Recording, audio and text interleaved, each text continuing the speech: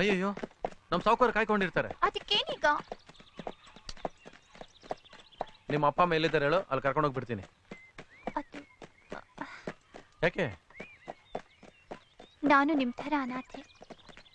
ನಮ್ಮ ಅಕ್ಕ ಒಬ್ರು ಇದ್ರು, ಅವ್ರೇ ನನ್ ಸಾಕಿದ್ದು. ತುಂಬಾ ಒಳ್ಳೆಯವರು. ಆದ್ರೆ ನಮ್ ಭಾವ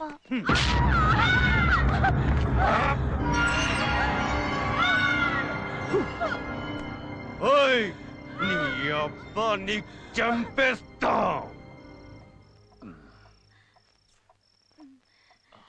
చిచి, ఏంటండి ఇది? ఇలాంటి అమ్మాయిని ఇంటికి తీసుకువచ్చి మన ఇంటి పరువు ప్రతిష్ఠ తీస్తున్నారు. ఇది మీకు మంచిది కాదండి. ఆపండి. ఏమండి, మీ భార్య ముందే ఇలాంటి విధవ పని చేస్తున్నారు కదా, ఇది న్యాయమా ధర్మమా? చెప్పండి.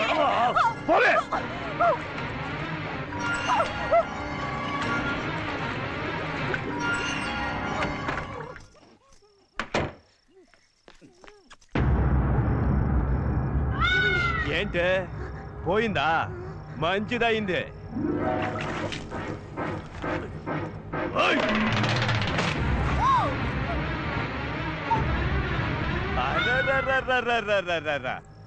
రావే నా మరదలా. ఏంటే అలా బోధిస్తున్నావు? ఓ, మీ అక్క చచ్చిపోయిందనా? పోతే పోనీలే, నేను ఉన్నాను కదా. రావే నా హేమమాలిని. నాకే చేయిస్తావా?